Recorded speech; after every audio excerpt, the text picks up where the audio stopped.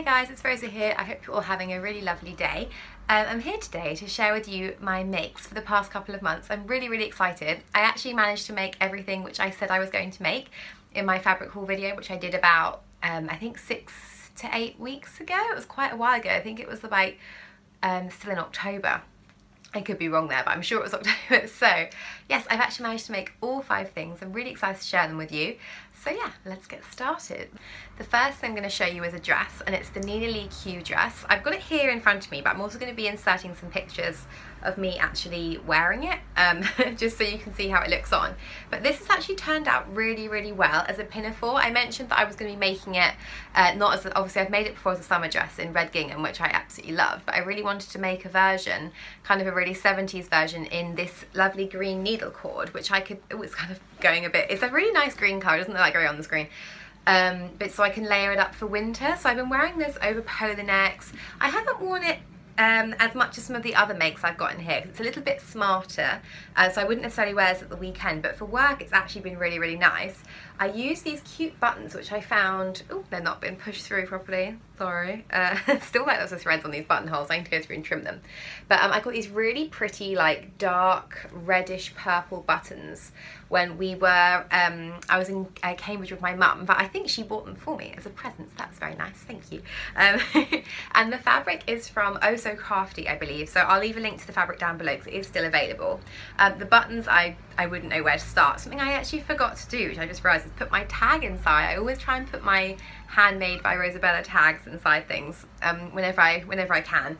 So I'm going to go back and add that in maybe this afternoon. I made the size 10 for reference, and it fits well. It fits loose enough to fit a layer underneath. So I guess you want it a bit looser really for winter, so that yeah, you can be layering it up. But overall I'm very pleased. The only adaptation I made to it was I levelled out the hem. So Nina's original version has a dipped hem at the back, and I decided I just wanted it to be straight all the way around, so I just like chopped that bit off, and that was really easily done. So that's make number 1. The next thing I'm going to show you is my dungarees. Now these are something which I really have got masses of wear out of, and I'm just obsessed with them.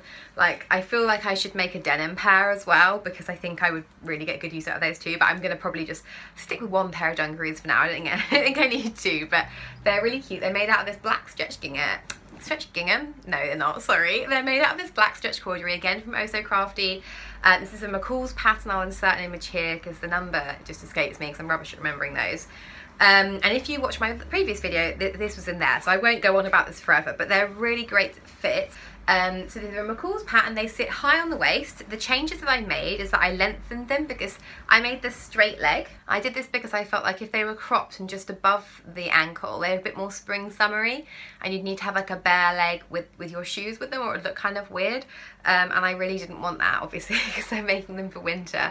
But that's the only change I made. And oh, I know it's a lie. The other change was I made the strap slightly narrower because my dungaree clips were the width of the Clio pinafore. And I get my dungaree clips on eBay, and I think I got 10 clips, so that's 5 pairs for like £2, so it was very good value. And it doesn't come with the buttons, so I buy the buttons separately. They're just hammer-on buttons, which again I think I got for like 10p each, or 10-20p each, which was quite good. So I'm really chuffed with these. There was an absolute load of top stitching, but I would say they were really easy to make. It doesn't call for them to be lined, so but I did line mine. I think I mentioned this in my last video. You were meant to just turn down the edge, or this is the inside of the bib. You're meant to just hem it, and I just felt like that wouldn't be very sturdy. I didn't think it would look very neat, and I don't think it would last as long. So I decided to just self-line it. So this is obviously the back of the buttons. I just literally cut another bib and sewed them together, and put them right sides together, sewed it up on 3 of the sides, clipped the corners, clipped the curves, turned it the right way round, and then that's what I was left with. And I did exactly the same thing with the back as well. I just sandwiched the straps in between the 2 pieces, the lining piece and the main piece, sandwiched it together, sewed it up on the 3 of the sides, again clipped the curves, turned it the right way around, and then that's how you get this kind of like bagged out effect. And what's really nice is there are just very few raw edges, because of course it's also got a waistband, so then you put that into the waistband, and the only raw edges you've got are the actual trouser leg seams. So yeah, I was super chuffed with that. And I feel like because it's that bit thicker, they're going to have a longer life, which is what I want, because I'm obsessed with these and wear them all the time. So if you haven't made any, or if you haven't got any, I would recommend it. There's really nice pocket detailing too. I really like the shape of the pocket here. So it's got, this fabric is looking really worn, but it's not. I think it's just because it's going super bright on the screen. But you see it's got this curved opening on the pocket, which is really nice, and then you top stitch it down along like that. And I use my twin needle, which I can never be bothered to set up, but I actually bothered to do that. The third thing I'm going to show you is a super cozy pullover, and this is the zebra sweatshirt pattern, which is from I Am Patterns, who are a French pattern company, and I'm in love with this sweatshirt. I've worn it so much, and it's just so easy to chuck on over whatever. This is how it's turned out. But it's quite hard for me to show you here, so again I'll insert the pictures, but I love it. I used this fabric from the Gold Hall Rose, so sorry guys I can't give you a link for that, but look how cute these sleeves are. It's adorable. I mean, I would say the change that I had to make was I had to make these cuffs narrower, but that's just because I have really skinny wrists. They don't look that skinny there actually, but I do have quite small wrists and small hands for an adult woman. So yeah, I just had to take those in, which meant that the stripes ended up not matching perfectly, which kind of bothers me because I'm a bit of a perfectionist like that, but never mind. And it was kind of a pain in the ass realising that it didn't fit, because, well, it did fit, it was too loose, because it takes quite a long time gathering the fabric up into it.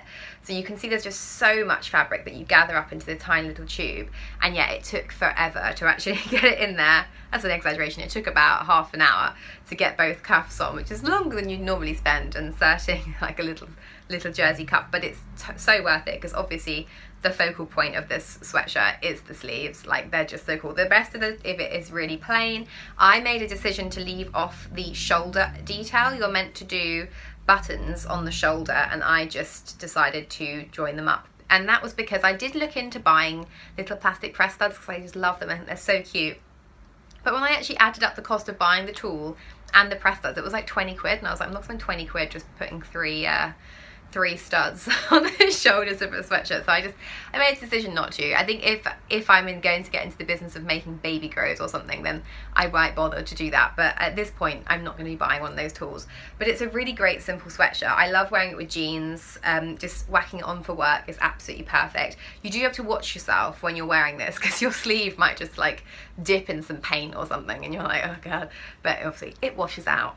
Yeah, so I'd highly recommend this pattern. So I made the size small because it matched up to my measurements, but I would say that I actually probably made the extra small because I didn't realise there was no seam allowance included until much later in the process. So yeah, that was a bit stupid of me. I didn't think, because of course most French patterns do not include seam allowance. Luckily, it's actually really loose fit and it didn't matter. So because I was cut out the small, the size small, which did match my measurements, and I didn't do a huge seam allowance, yeah, it actually fit fine. So just as a heads up, if you are going to make this, bear in mind there's no seam allowance included, and that the cuffs come up slightly wide on me. But yeah, it's such a cute jumper. Doesn't it look so cute in this fabric? I'm in love with it. I feel like it's really cute and French looking. And of course it's the year of the sleeve for another month, not even a full month, because we're in December. But anyway, next I'm going to share with you, I've got two more things to show you. This one is my leopard print skirt. Now I am loving midi length skirts, and this is my pleated one. I made it using the fork technique, which I've got a video tutorial for, so I will leave the link to that down below in the end of the video if you're interested. And it's really cute. I'm really chuffed with this. I'll leave a link to the fabric. It's this lovely leopard print viscose. It feels like a really nice quality.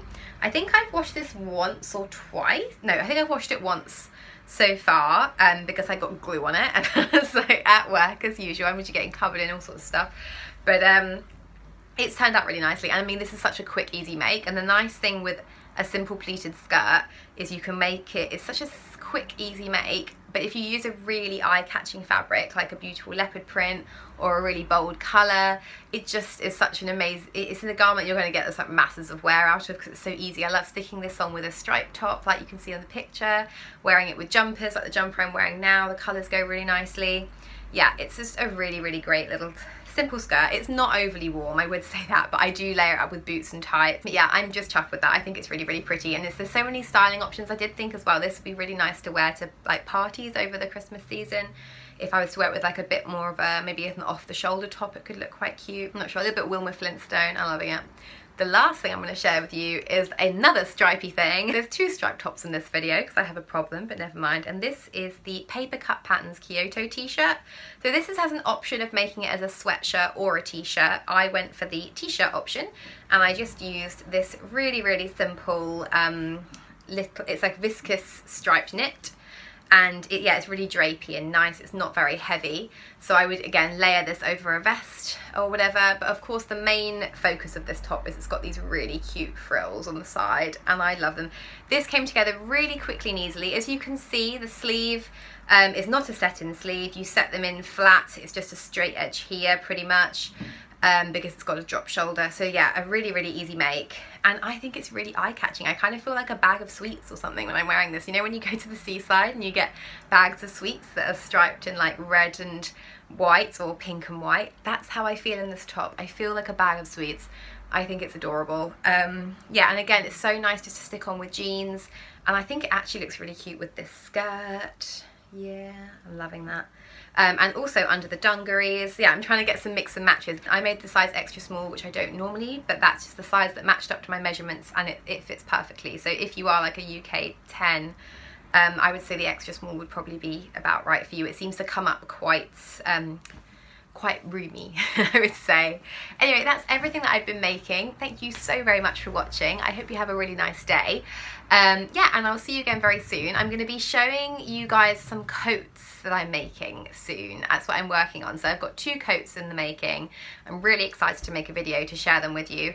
A couple of these pieces are in Suzy issue 4 as well. So again, I'll leave a link down below if you've not got your copy yet. Yeah, and that's everything. Do give this video a thumbs up if you enjoyed it, and I'll see you again soon. Yeah, with another sewing vlog. Have a great week. Bye.